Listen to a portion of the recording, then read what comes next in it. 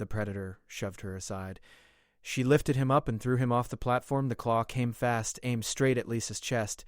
She twisted sideways, feeling the razor-sharp tips slice through her jacket. The crowd around the trading platform gasped and scattered. The creature towering over her was 9 feet of scaled muscle, its yellow eyes burning with predatory confidence. It had made a mistake coming after her. The alien known as a Varkesh warrior hissed something in its guttural language. The translation collar around its thick neck crackled to life. "You are weak. Move aside or be removed." Lisa planted her feet. The platform beneath them was standard galactic construction, metal grating over a 50-foot drop to the market floor below. Around them, dozens of species watched from safe distances. Humans were new to the galactic community, only 3 months since first contact. Most aliens still thought of them as fragile, slow, barely worth noticing. The Varkesh had been pushing humans around since they arrived at the station, shoving them in corridors, taking their spots in queues. Last week, one had thrown a human vendor's goods off a platform just like this one. The station authorities did nothing. Might makes right in this part of space. Lisa had been a powerlifter back on Earth. Before the recruiters came, before the government selected candidates for the first wave of human traders and diplomats. They wanted people who could handle themselves, who wouldn't crack under pressure. She qualified on both counts. The Varkesh moved again, faster this time. Its massive hand shot forward to shove her aside. Lisa caught the wrist mid-motion. The alien's eyes widened. It tried to pull back, but her grip held firm. She could feel the creature's strength, impressive by most standards. On Earth, it would have been unstoppable. But humans came from a heavy gravity world. Their bones were denser. Their muscles had evolved to fight constant downward pull. What felt normal to Lisa would crush most species on this station. She pivoted, using the Varkesh's own momentum against it. The alien stumbled forward, off balance for just a moment. That was all she needed. Lisa grabbed its arm with both hands, bent her knees and lifted. The crowd's gasps turned to shouts of disbelief. The 9-foot warrior rose into the air, thrashing and roaring. Lisa turned, took 2 steps toward the edge of the platform, and threw. The Varkesh sailed over the railing. Its roar of rage echoed through the market as it plummeted toward the lower level. Anti-gravity fields kicked in automatically, slowing its fall. It landed hard but unharmed on the market floor, surrounded by scattered vendors and shocked onlookers. Lisa looked down at her hands. They were shaking slightly, adrenaline still pumping. She looked up at the crowd around the platform. Every eye was on her. Some aliens backed away. Others leaned forward, suddenly very interested. She picked up the container of earth spices she had been trading before the interruption. Time to finish her business. News traveled fast on Sanctuary Station. Within an hour, every species in the commercial district knew what had happened. The human female had thrown a Varkesh warrior off the trading platform like he weighed nothing. The security feed spread across data networks, watched and rewatched by thousands. Lisa completed her trades and headed back to the human quarters. She expected trouble. What she didn't expect was the delegation waiting outside her door. 3 aliens stood in the corridor.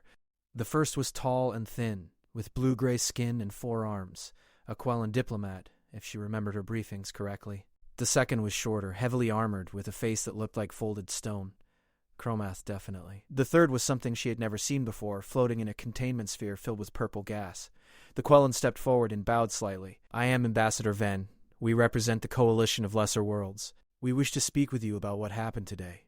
Lisa kept her hand near the door panel, ready to seal herself inside if needed. "I defended myself. Nothing more." Ambassador Ven's multiple hands moved in what might have been agreement. "Indeed. You also demonstrated something many species have suspected but never confirmed. Humans are far stronger than you appear." The floating alien pulsed with light. Its voice came through a mechanical translator. "The Varkesh Dominion controls 17 systems. They enforce their will through physical intimidation. Today, you showed them that humans cannot be intimidated."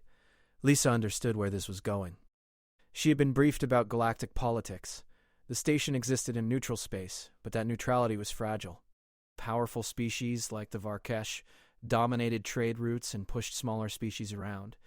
The Coalition of Lesser Worlds was exactly what it sounded like, a group of species trying to survive in a galaxy where strength determined everything. "What do you want from me?" Lisa asked. The Chromath spoke, its voice like grinding rocks. "A demonstration. Tomorrow, the Varkesh clan leader arrives at the station. He will demand satisfaction for today's insult. There will be a challenge in the combat arena. Public, formal, witnessed by all. Lisa felt her stomach tighten. A formal challenge meant real combat, not just a scuffle on a trading platform. It also meant rules, which could work in her favor or against her, depending on what those rules were. If you decline, Ambassador Venn said carefully, the Varkesh will claim humans are cowards who only fight when they have an advantage. They will push harder against your people here. If you accept and lose, the result will be similar. And if I accept and win? Lisa asked. The floating alien pulsed again. Then the galaxy learns that humanity is not prey. The balance of power shifts. The coalition gains a potential ally. And the Varkesh think twice before challenging humans again. Lisa wanted to refuse. She was a traitor, not a soldier. But she had thrown the first punch, or rather, the first throw. Walking away now would make things worse for every human on the station. What are the arena rules? She asked. The Chromac actually smiled, though it looked more like a crack forming in stone. Standard combat protocols. No weapons. No armor. Fight until submission or incapacitation. Anti-gravity fields prevent fatal falls. Medical teams standing by. The arena floor is adjustable to either species' preferred gravity. That last part caught her attention. What's their preferred gravity? 0.7 standard, Ambassador Venn replied. Yours? 1.2 standard, Lisa said. Earth was heavier than most worlds in this part of the galaxy. The Chromath's smile widened. Interesting. The challenge party chooses the gravity setting. That would be you. Lisa did the math in her head. If she could force the fight to happen at Earth normal gravity, the Varkesh would be carrying 40% more weight than it was used to. She would feel normal. The advantage would be massive. But there was a catch. There was always a catch. What's the downside? She asked. Ambassador Venn's hands moved in a complex pattern. If you choose Earth gravity, the Varkesh clan leader will call you a coward who needs advantages to fight. Some species will agree. Your reputation will be complicated. Lisa laughed, surprising the aliens. My reputation is already complicated. I threw one of their warriors off a platform. Might as well be hung for a sheep as for a lamb. The floating alien pulsed rapidly. We do not understand this reference. It means I'm already in trouble, so I might as well go all the way. Lisa looked at each of them. You need me to send a message? Fine. I'll send one. But afterward, I want something in return. The Coalition can offer trade agreements, Ambassador Venn said immediately. Exclusive access to certain markets. Protection for human ships in our territories. Lisa shook her head. I want trainers. Your best people. Teaching us about combat in low-gravity environments, about galactic martial traditions, about how different species fight. You want humans as allies? Then help us be better allies. The three aliens exchanged looks. The Chromath nodded slowly. Acceptable. Win tomorrow, and we will send instructors to your home world. Lisa took a deep breath. Then I'll be at the arena. What time? Noon station time, the Chromath said. The whole sector will be watching. After they left, Lisa sat on her bunk and stared at her hands. They were still shaking, but not from fear anymore. Tomorrow, she would step into an arena against an alien warrior bred for combat. Tomorrow, she would either prove that humans belonged in this galaxy, or she would prove that throwing someone off a platform in the heat of the moment was just luck. She needed to prepare. She needed to train. She needed to understand exactly what she was up against. The human quarters had a small gym, mostly used by the security team. Lisa spent the night there, testing her limits, running scenarios. She pulled up every file the human database had on Varkesh physiology. Their scales were thick but flexible. Their bones were light, adapted for their low-gravity world. Their muscles were designed for explosive speed and power, but not endurance. Danny Martinez found her at dawn, running through shadowboxing drills. He was head of human security on the station, ex-military, built like a tank. Word spread, huh? She asked without breaking rhythm. Danny nodded. Everyone knows. The Varkesh clan leader arrived an hour ago, brought 20 warriors with him. They're making noise about human arrogance, about putting you in your place. Lisa stopped moving. How big is this clan leader? Bigger than the one you threw. Danny pulled up an image on his datapad. The Varkesh clan leader was nearly 10 feet tall, shoulders like boulders, scales darker and thicker than the standard warriors. This is Krazak, fought in their inner clan wars for 20 years. Never lost a formal challenge. Lisa studied the image. Never is a long time. Danny looked at her seriously. You sure about this? We can file a formal protest, claim diplomatic immunity, stall for time. Lisa shook her head. That just delays the problem. Better to deal with it now. The arena was in the station's central hub. a massive circular chamber that could be configured for different types of contests. When Lisa arrived at noon, hundreds of aliens filled the viewing platforms around the arena floor.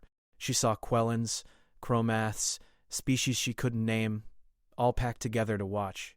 The Coalition ambassadors met her at the entrance. Ambassador Ven handed her a simple gray bodysuit. Arena regulation clothing. Provides no protection, but allows full range of movement. Lisa changed quickly and stepped onto the arena floor. The metal beneath her feet was solid, slightly textured for grip. Above, the viewing platforms rose in tiers, and she could hear the buzz of dozens of languages mixing together. Krazak entered from the opposite side. He moved with absolute confidence, each step deliberate and heavy. His scales gleamed under the arena lights, dark green and black, scarred from countless battles. When he saw Lisa, his mouth split in a savage grin, revealing rows of sharp teeth. The station's arbiter, a neutral species that looked like a walking tree, activated the arena's announcement system. Combat challenge between Krazak of Clan Darkscale and Lisa Hayes of Earth.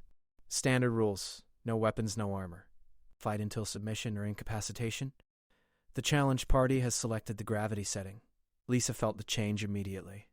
The arena gravity adjusted to Earth normal, 1.2 standard. Her body felt right, natural. Across the arena, Krazak stumbled slightly, catching himself. His eyes narrowed.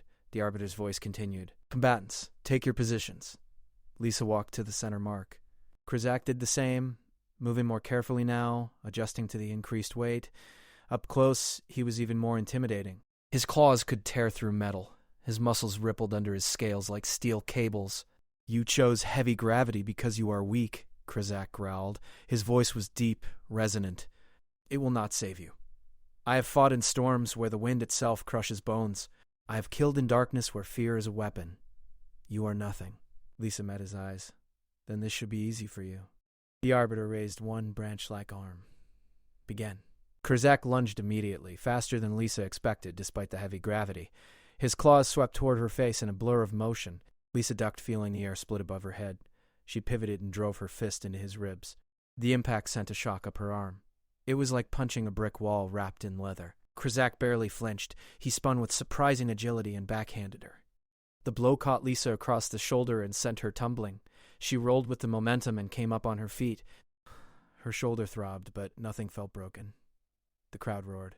Krazak pressed forward, his strategy clear. Use his reach advantage, keep her at distance, wear her down with heavy strikes. His claws came in rapid combinations, high and low, forcing Lisa to give ground. But he was breathing harder now. The heavy gravity was taking its toll. Each movement cost him more energy than he was used to spending. Lisa could see it in the way his attacks slowed by fractions, and the way his footwork became less precise. She waited for her opening. Krazak threw a powerful straight thrust with his right claw.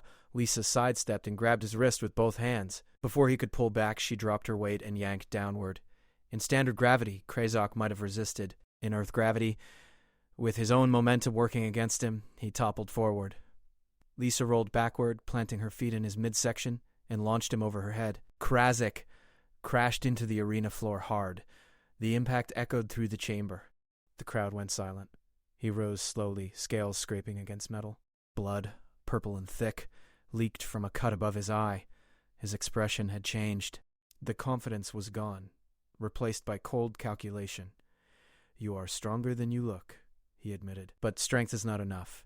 He came at her again, but differently this time. Calculated strikes instead of aggressive rushes, testing her defenses, looking for weaknesses. Lisa defended, but she could feel fatigue creeping in. Her shoulder ached from his earlier blow. Sweat stung her eyes. The fight was far from over, and Krazak was adapting faster than she had hoped. Lisa circled left, keeping her guard up. Her training kicked in, years of competition experience guiding her movements. In powerlifting, you learn to respect weight, to understand leverage and balance. In combat, the same principles applied. Krazak feinted high and swept low with his tail. Lisa barely saw it coming. The thick appendage caught her legs and knocked her flat. She hit the floor hard, air rushing from her lungs. Krazak pounced, claws extended, aiming to pin her. Lisa rolled at the last second. Krazak's claws scraped metal where her head had been. She kicked upward, catching him in the jaw. His head snapped back. She scrambled to her feet. The crowd was roaring now, a wall of sound that filled the arena. Lisa could hear human voices among them, Danny and the others shouting encouragement. She used the noise to focus, blocking out the pain, the fatigue. Everything except the opponent in front of her. Krazak touched his jaw, felt the purple blood there. His eyes burned with fury. You fight well for prey, but prey is all you are. He charged again, abandoning technique for raw aggression. His claws came in a flurry of strikes, each one capable of tearing flesh. Lisa deflected what she could, took glancing blows where she had to. Her arms burned from blocking. Her legs shook from constant movement. But Krazak was slowing down. The heavy gravity that felt normal to Lisa was crushing him by degrees. His breathing came in ragged gasps. His movements, though still dangerous, had lost their earlier precision. Lisa saw her chance. She stopped retreating and stepped inside his reach. Krazak's eyes widened in surprise. He tried to grab her, to use his size advantage at close range. Lisa ducked under his arms and wrapped her own around his waist. Powerlifting had taught her how to deadlift 400 pounds, how to squat 600, how to move weight that seemed impossible. Krazak was heavy, even by Earth standards, but Lisa had lifted heavier. She bent her knees, set her core, and drove upward with everything she had. Krazak left the ground. For a moment, he hung suspended in her grip, thrashing and roaring. Then Lisa twisted and slammed him down. The impact shook the arena floor. Krazak's scales cracked where he hit. He tried to rise, but Lisa was already moving. She grabbed his left arm, the one he favored for his strongest attacks, and locked it in a joint manipulation. In low gravity, he might have powered out of it. In Earth gravity, with his muscles already exhausted, he was trapped. Submit, Lisa said through gritted teeth. Never, Krazak snarled. He thrashed, trying to break free. Lisa applied more pressure. She could feel the strain in his joints, the limit approaching. Submit or I break it, she warned. Krazak went still. Around them, the arena had fallen silent. Every alien watching understood what was happening. The Varkesh warrior, undefeated champion of his clan, was beaten. I submit, Krazak said quietly. Lisa released him immediately and stepped back. The Arbiter's voice rang out. Victory to Lisa Hayes of Earth. The arena erupted. Some sections cheered. Others sat in stunned silence. The coalition delegation was on their feet, their various appendages raised in celebration. The Varkesh warriors in attendance looked ready to riot, but station security moved to contain them. Krazak climbed slowly to his feet. He looked at Lisa with an expression she couldn't quite read. Then he did something unexpected. He bowed, a slight inclination of his massive head. You have earned respect, human. I underestimated your world, your people. This will not happen again. Lisa returned the bow, grateful that the formal challenge was over, that she could finally let her guard down. The medics rushed in, tending to both of them. Her shoulder was badly bruised, her arms covered in shallow cuts from deflecting claws. Krazak had cracked ribs and a dislocated shoulder from the throw. Danny reached her first as she left the medical area. That was incredible. Do you know what you just did? Lisa managed a tired smile. Want to fight? Danny shook his head. You changed everything. The galactic net is going crazy. Every major species is talking about the human who defeated Krazak in single combat. Our stock just went through the roof. Ambassador Venn appeared with the other coalition members. Well done. You have proven what we suspected. Humans are a formidable species, not to be dismissed or bullied. Lisa felt the weight of what she had accomplished settling on her shoulders. I just wanted to stand up for myself. The floating alien pulsed.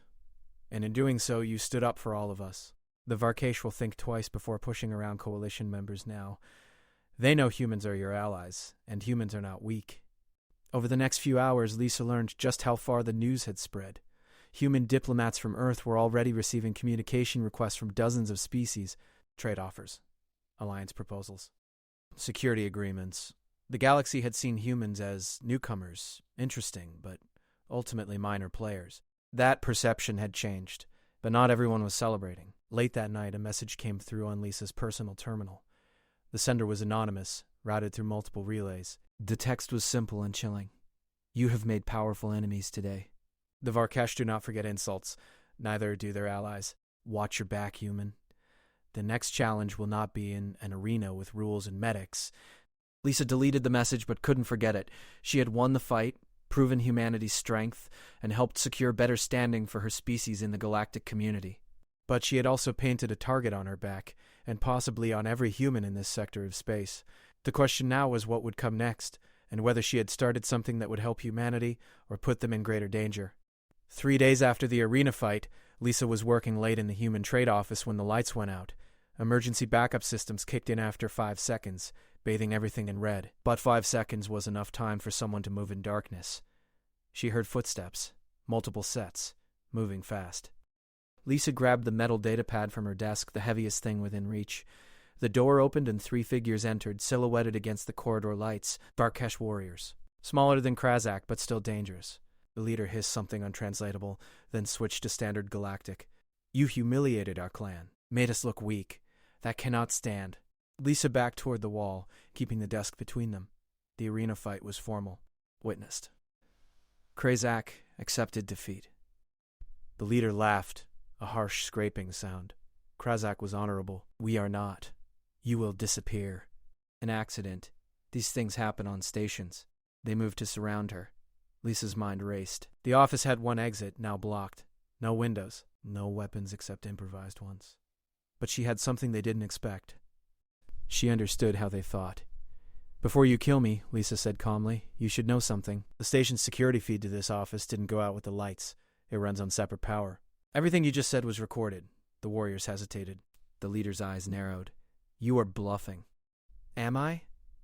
Lisa gestured at the ceiling corner where a small camera sat, its indicator light still glowing green. "Station regulations require independent power for all security systems. It's about 3 paragraphs into the safety documentation. You should read it sometime." The leader looked up at the camera, then back at Lisa. His claws flexed. "Then we make sure there are no witnesses." He lunged forward. Lisa threw the datapad at his face and dove sideways.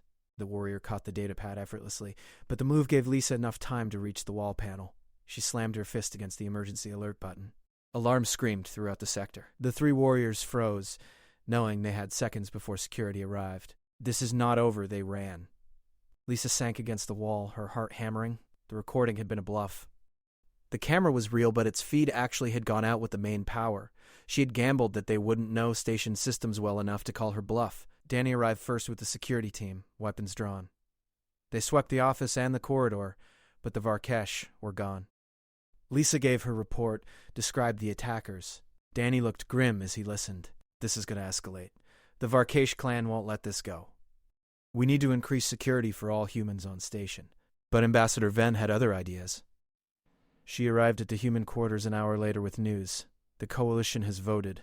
We are offering humans full membership and mutual defense agreements.